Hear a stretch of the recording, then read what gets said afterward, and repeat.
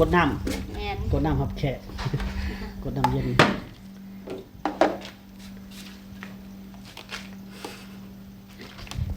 ไปกินข้าวเที่ยงน้ำกันต้มเพิ่นกินข้าวน้ำแม่มาเด้อทุกคนกินข้าวนำกันเด้อมีตำฮงกับตัวปลา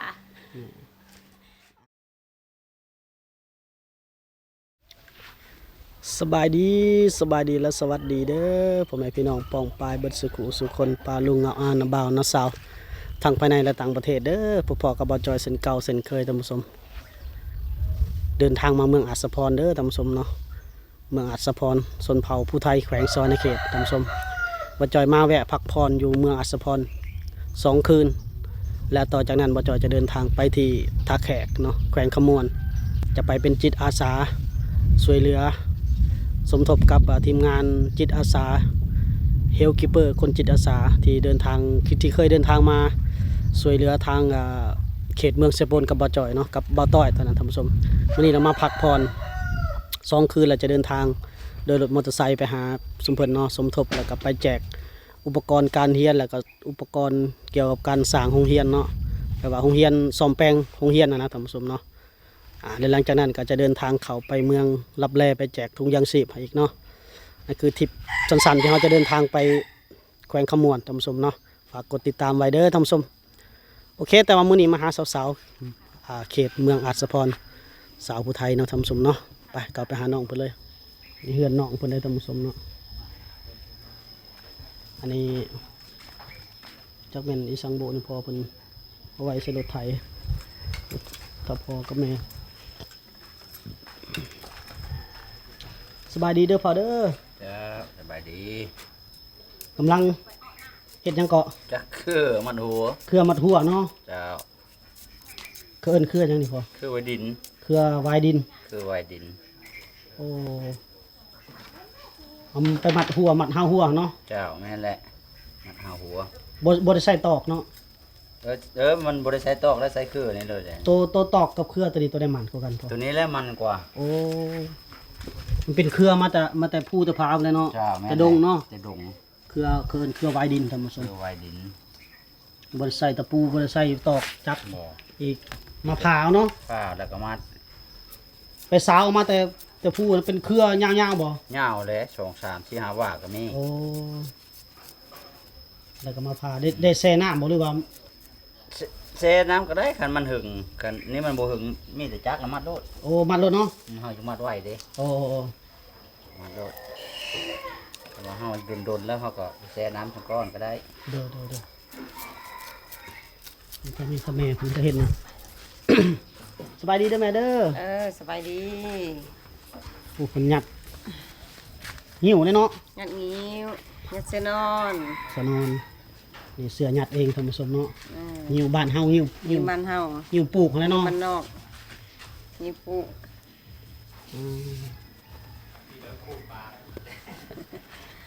ตอนพุ่นเริ่มเฮ็ดกินแล้วไอ้เห็นนั่นครอบครัวเพิ่นก่อนเพิ่นกำลังเฮ็ดเวียกเฮ็ดงานอยู่ท่านผู้ชมเริ่มสิลงไห้ลงนาแล้วตกกาเลยนะเนาะแม่เนาะผู้ใดก็ได้ตกแล้วบ่แม่ตกแล้วบ่แม่ยังโอ้ยังเนาะแม่ยังบ่ได้ตะกาโดยแม่เป็นหยัดเสือนอน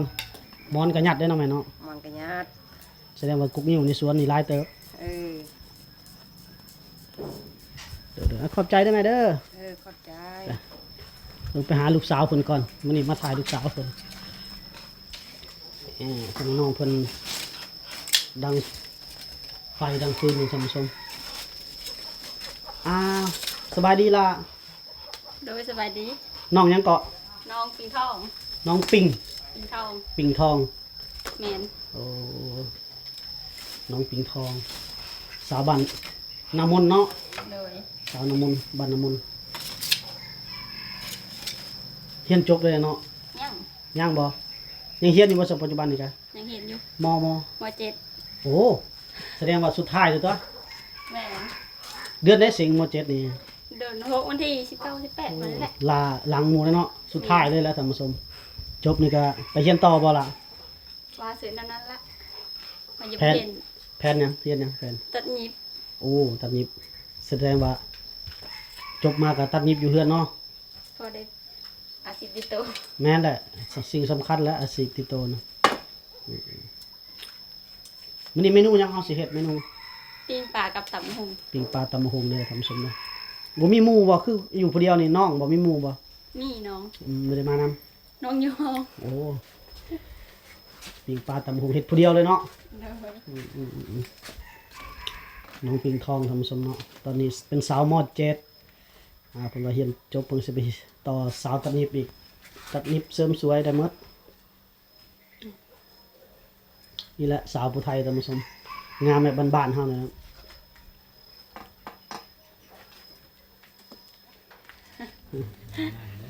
งามอยู่แล้วคนงามเนาะ เริ่มเผ็ดตัวนี้แล้ว มาจะตำหุงตำมันเครื่องคาย ำปลาในที่มันเลิกกินได้ ปิ้ง ปีงเอาเนาะ เพิ่นว่าเผาเอา ปีงเป็นออกเกตมันออกแล้ว บ่แล้วปิ้งก็ได้อยู่ ปีงได้ต่ำมาอง ตำบักหงปิ้งปลามันก็หมดเท่านั้นเด้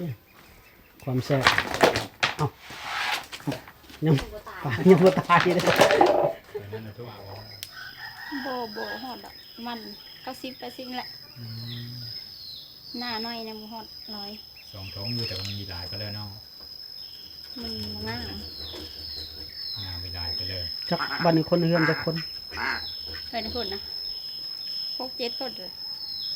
โอ้หลายอยู่เนาะ6-7 คนยังอยู่เฮือนหมดเลยเนาะ ผู้หนึงไปเฮ็ดงานอยู่ไทย โอ้ อีกผู้หนึงกะเอาผู้อยู่ไปน้องเดิน เอาปัจจุบันยังเดินโอ้ยังอยู่เฮือนแต่มีแต่ ยิง3 คน มี3 คนโอ้ แล้วว่ามีเอยแล้วอีเอยก็ยังเป็นสาวคือเดียวเอยแล้วก็ เอ้ยนี่อยู่เมืองไทยบ่ ผู้หนึงอยู่ไทยผู้หนึงอยู่หน้านี่ โอ้ก็อยู่ในเฮือนนี่แหละว่าซั่นเนาะ แม่น ไปหน้า ไปหน้าว่าซั่นซะคือสิงามเหมือนกันเนาะงามทั้งเอ้ยงามทั้งน้องนี่ได้กันได้เฮ็ดมาพอกันนี่มาหุงเฮาจักแล้วบ่ นั่งทำจักซะ โอ้หับหน้าที่ผู้เดียวเลยนะมื้อนี้เพิ่นน่ะ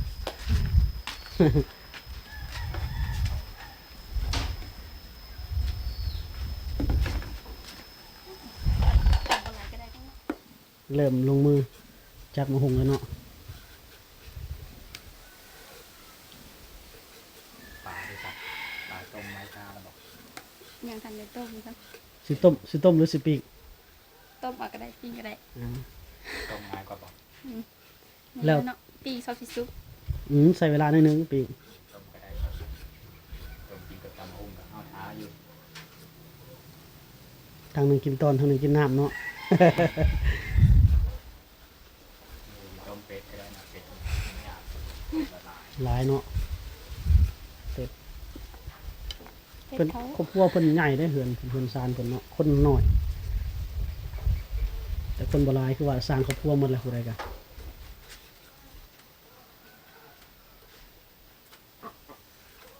ปกติในเฮือนผู้ใดเฮ็ดกินล่ะ เฮากับเอ้ย โอ้แสดงว่าถนัดอยู่แล้วเนาะ พี่กะเอ้ยเฮ็ด ไม่ต้องให้พ่อแม่เฮ็ดเนาะ เอ้ยจักปีละเอ้ย เศร้ากับเอ็ดนั่นแหละ โอ้ก็ไล่เลี่ยกัน ไปดูไปกินนี่กันเรากับเอ้ยแต่ว่าให้ฟังแม่กับพ่อนี่พาน้องกิน อายุหลายเลยเด้อ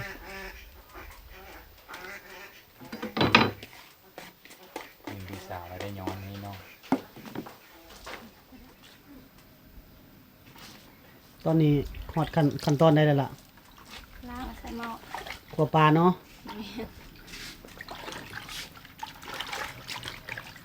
เพิ่นว่าเฮ็ดกินประจำเด้อเพิ่นว่าท่านผู้ชมน้องเพิ่นสิต้มเอาท่านผู้ชมต้มปลานิลต้มปลานิลแล้วก็ตำบักหุ่ง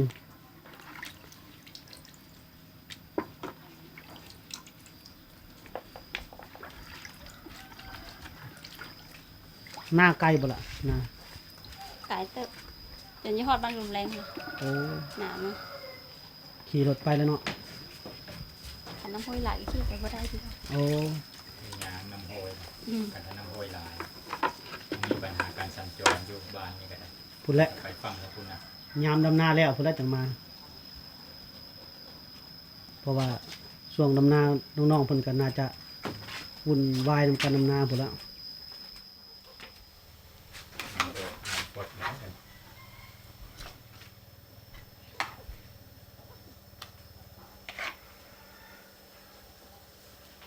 ตอนนี้ใหญ่เป็นวัดขาดกัน โลกับปลายๆหนึงเด้อ 60,000ตัวนี้เนาะ โล100 บาทเลยแหละ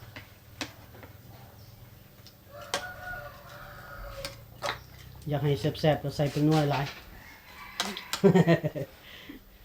โอ้ยซิเคอร์น้ำปลาร้าเชื่อหรือเปล่า มีอยู่ไทยคันมีใส่อยู่ ใส่ไข่บ่มี โอ้เฮาก็บ่ได้หยิบขึ้นมานำเนาะ โอ้อยู่เฮิร์นก็ได้ลูกหลานพวกนายกันเอาสิไข่ เมื่อเอาจากเอามาปลูก อืม ทางใส่ฟืนทางใส่ถาดนี่เด้อเตาเพิ่นครัวแล้วก็ มีโฮซิเคอร์กับพระอีตู้นี่ละ โอ้แก่ข้าวเนาะ กำลังงามพระอีตู้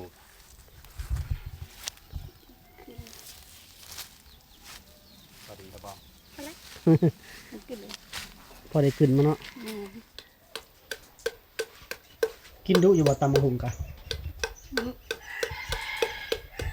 ซุ่มแซวกับหมู่คู่เนาะบัดลงหน้าจะหน่อยแห้งจะเต็กแหล้วขาดบ่ได้เด้อตำบักหุ่งนี่ ซื้อมาเรื่อยๆละ ยามดำนาคนมาหลายๆเนี่ยจ้างบ่ดำนากะ จาง จ้างแน่ คน ดำแน่ คนตัวเองแน่เนาะคันเฮา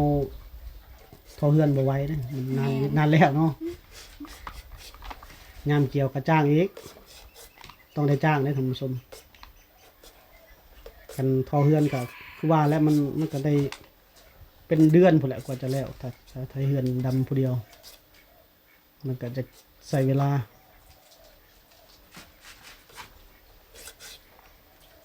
ตำบักหุ่งนี่มักกินเผ็ดหรือกินธรรมดา เพชร รสเด้อเปรี้ยวหวานบ่หรือว่ามักแบบใด สลายกับมักหวาน มักหวานเนาะสาวๆเขาจะมากินแบบเผ็ดสไตล์นี้แหละออกหวานๆนิดนึงบ่าวจอยเนี่ยมากินแบบรสบ้านๆเลยนะแบบตะเก่าเลยนะ บางคนมักเปรี้ยวหวานบางคน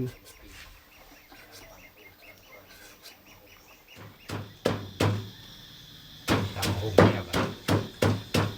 ตามตรงปลาซุกตามหุ่งท่า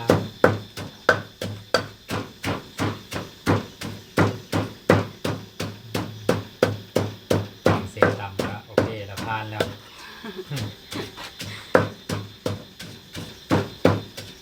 เด็ดกินประจำเลยเด้อ ถนัดอยู่เนาะคุณวะโอ้แต่บรรยากาศไปเห็ดกินอยู่ให้อยู่หน้าเลยเนาะแต่ละฟิล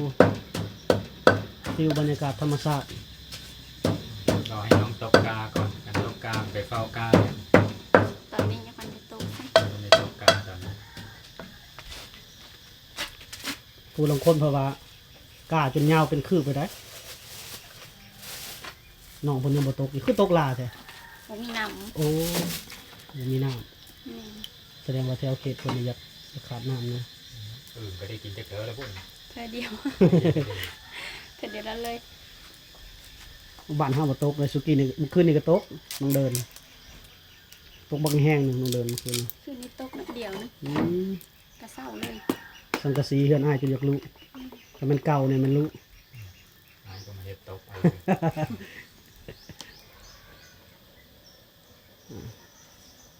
ปลาแดกใส่หลายแซ่บหลาย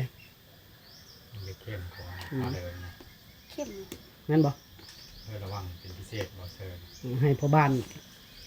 นซื้อเครื่องตำเนาะมันก็ซ้ำนี่แหละ ยิ่งเยอะเขาจักเนาะ อันก็เป็นบ่ได้เข้าครัวเท่านี้ทางบ่จอยนี่บ่ถนัดเข้าครัวซ้ำ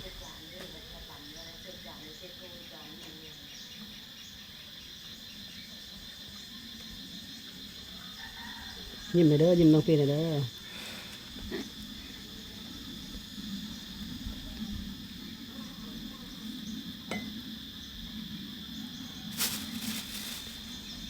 กินแซ่บๆวันนี้มีโอกาสได้มากินข้าวกับสาวผู้ไทยคือเก่า น้องปิงทองท่านผู้ชมฝากกดไลค์กดแชร์เด้อเข้ามาคอมเมนต์เด้อคันมักน้องปิงทองเพิ่นก็ปิงทองเพิ่นก็เฮาก็สิได้มีโอกาสมายามอีกท่านผู้ชมเนาะสาวมปลายเพิ่นว่าจบนี่ก็ไปเรียนตัดยิบต่อหั่นล่ะอยู่สวรรค์พุ่นบ่ แม่น หรือว่าอยู่เวียง ที่ก็อยู่เวียงสวน โอ้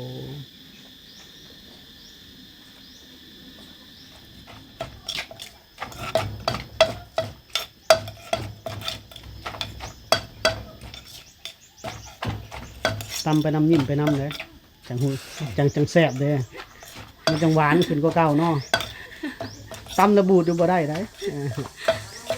หรือว่าใส่สมาธิมาเนาะ ปกติ กำลังจริงจังกับการตำอยู่พุ่นน่ะ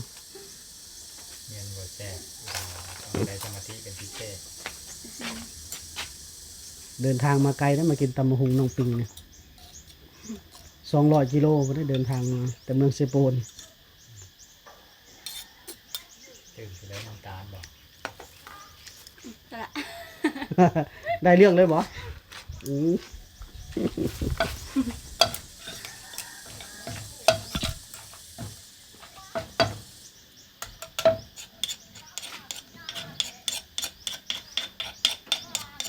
โอ้เฮิร์นไม่เท่าบ่ตอนนั้นน่ะ แม่น เก็บผักขะ มันมีกับ กินกับตำบักฮุง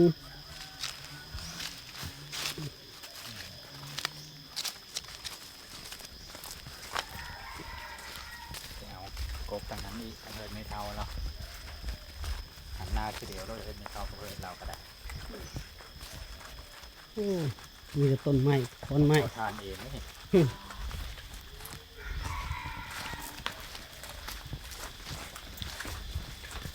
มามองไปซุปแดงๆอยู่กับมีด หมองต้นบ่ มองต้น แม่นบ่ มองต้น โอ้มะม่วงก็เต็มต้นถ้าซ้ำสิกินมันจะกินสมกะได้บ่ยอดคือไม่เห็นโป่งเนาะมันบ่มีเด้ อยู่หันก็มีกว่า บ่มีแล้วก็ยาปะนี่ได้เท่านั้นแหละบ่มีผักกับเด้ท่านผู้ชม เราจะอยู่เกอเฮิร์นนี่ บ่แพ้ตัวอยู่เฮือนพี่เนาะเก็บอยู่หันนะหอยอยู่พี่นะเก็บอยู่หันเก็บอยู่นี่ตื่นกันผักขะกินกับตำบักหุ่ง คือกระหลำมะนาวเดี๋ยวมันได้ปักขาการที่แซ่บกว่าให้เย็นเด้บรรยากาศดีดีกูเลยเฮ็ดกาแล้วแล้วนี่ยังมีถึงให้ถึงหน้าเฝ้ากาเนี่ยครับเลย เย็นบ่อย รถปัดมีโจยทำมีเองหน้าแล้วลมพัดผมเนี่ยผิวเปลิงกูเลย ๆไปล้างละ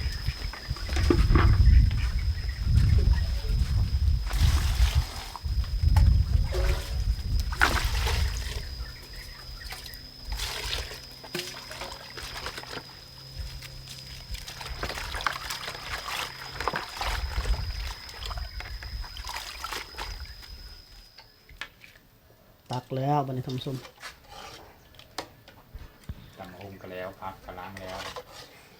ตักกินเท่านั้น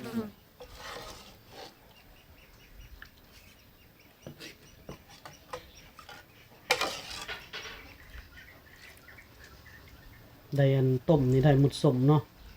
คุใส่เนี่ยโอ้ให้คักนะ ตอนนี้ก็ยังห้อยบ่ายโมงนะพอดีเริ่มหิว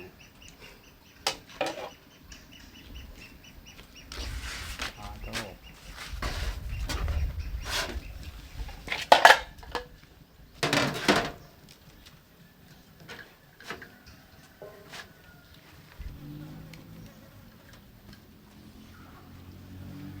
อาหารนี่แซ่บๆ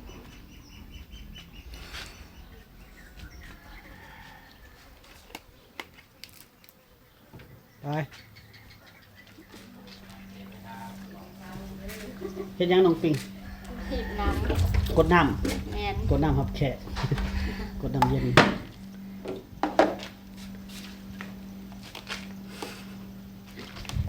ไปกินข้าวเที่ยงนำกันเอาน้องปิงเอิ้น FC ผู้ส้มเพิ่นกินข้าวนำแน่ มาเด้อทุกคนกินข้าวด้วยกันเด้อมีตำหงกับตัวป่า อาหารของน้องปิงและมื้อนี้น้องฝีมือน้องปิงท่านผู้ชมเนาะมากินข้าวนำกันเด้อโอเคท่านผู้ชมกินข้าวกินน้ำอิ่มเรียบร้อยแล้ว แซ่บเนาะฝีมือ แซ่บ น้องปิงเพิ่นตำบักหุ่งก็แซ่บต้มปลาก็แซ่บครบเครื่องมีได้มากินข้าวอยู่เฮือนน้องปิงเพิ่นผู้แลโอกาสหน้าผู้แลจะได้มาเยี่ยมมายามอีกเอาคลิปไปลงให้ FC เพิ่นเบิ่งก่อนเพิ่นมักบ่นะถูกใจบ่เนาะว่ามีโอกาสแล้วเพิ่นว่าเอามายามอีกก็สิได้กลับมาหาน้องปิงเพิ่นอีกครั้งหนึงโดยโอเคคลิปวิดีโอนี้ก็ขอจบไว้สำนี้กันเด้อพบกันใหม่ใน EP หน้าท่านผู้ชมสำหรับ EP นี้สบายดีสบายดีล่ะ สบายดีทุกคน Uh,